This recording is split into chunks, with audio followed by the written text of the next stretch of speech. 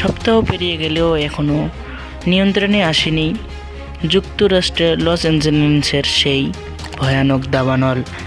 আগুনে টর্নেডোর আশঙ্কা, বড় আকারের নতুন দাবানলের সতর্কতা বার্তা। যুক্তরাষ্ট্রের ক্যালিফোর্নিয়ায় ভয়াবহ দাবানল নিয়ন্ত্রণে আনার চেষ্টায় হিমশিম অবস্থায় অগ্নি নির্বাপন কর্মীদের।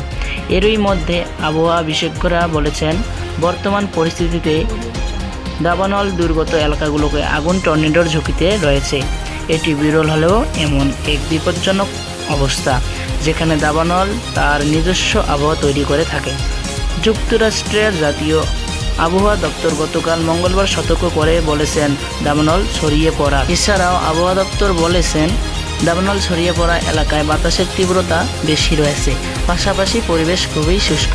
এ দুই মিলে এক বিশেষ বিপজ্জনক পরিস্থিতি তৈরি করেছে। আবহাওয়া দপ্তর আরও বলেছে, এই পরিস্থিতিতে বড় আকারে নতুন দাবানল দেখা দিতে পারে। আবহাওয়ায় এই পূর্বাভাসে আগুনের টর্নেডোর কথা উল্লেখ করা হয়নি, তবে আবহাওয়াবিদ টড হল বলেছেন, বর্তমান চরমভাবাপন্ন আবহাওয়ায় এমন টর্নেডোর সৃষ্টির আশঙ্কা রয়েছে। ভয়াবহ দাবানলে পড়ছে বিস্তৃত এলাকা। দাবানল ছড়িয়ে পড়ার পেছনে এক বড় কারণ সান্তা আনা নামের ঝড়ো বাতাস। সম্প্রতি বাতাসের গতি কিছুটা কমায় নিয়ন্ত্রণে আসার আলো দেখা গিয়েছিল, কিন্তু গতি আবার বেড়েছে। এতে দাবানল আরও ছড়িয়ে পড়ার আশঙ্কা দেখা দিয়েছে। উল্লেখ্য, ক্যালিফোর্নিয়া অঙ্গরাজ্যের লস অ্যাঞ্জেলেসে দাবানলের কারণে ইতিমধ্যে লাখো মানুষ ঘরবাড়ি ছেড়ে নিরাপদ আশ্রয়ে সরে যেতে বাধ্য হয়েছেন। দাবানলে পড়েছে বিস্তৃত এলাকা।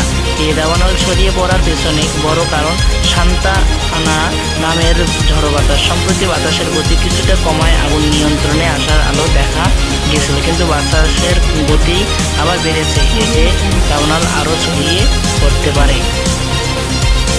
লস অ্যাঞ্জেলেসে দাবানল শুরু হয় 7 জানুয়ারি। সেখানকার প্যালিসেডস ও অ্যাটন দাবানল দুটিকে সবচেয়ে ভয়াবহ বলা হচ্ছে। এই দুই দাবানলে অত্যন্ত 145 বর্গ কিলোমিটার এলাকা পুড়ে ছাই হয়েছে। ভৌগোলিক হিসাব এ আয়তন নিউ ইয়র্কের ম্যানহাটান এলাকার 2.5 গুণ।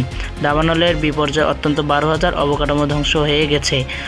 স্থানীয় পুলিশ বিভাগের হিসাব অনুযায়ী আরও 57,000 অবকাঠামো ঝুঁকির মুখে রয়েছে।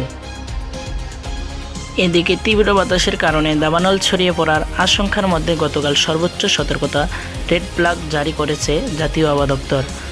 দাবানলে মৃত মানুষের সংখ্যা বেড়ে 24-এ দাঁড়িয়েছে। এছাড়াও আবহাওয়া দপ্তর আরও জানিয়েছে, ক্যালিফোর্নিয়ার দক্ষিণাঞ্চলে আরও এক সপ্তাহ তীব্র বাতাস বয়ে যেতে পারে। লস অ্যাঞ্জেলেসে ভেঞ্চুরা কাউন্টির কিছু অংশ গত সোমবার রাতে ঝড়ো বাতাস বয়ে যায়। সন্ধ্যার পর থেকে ম্যাজিক মাউন্টেন এলাকায় বাতাসের গতি ছিল ঘন্টায় 72 মাইল।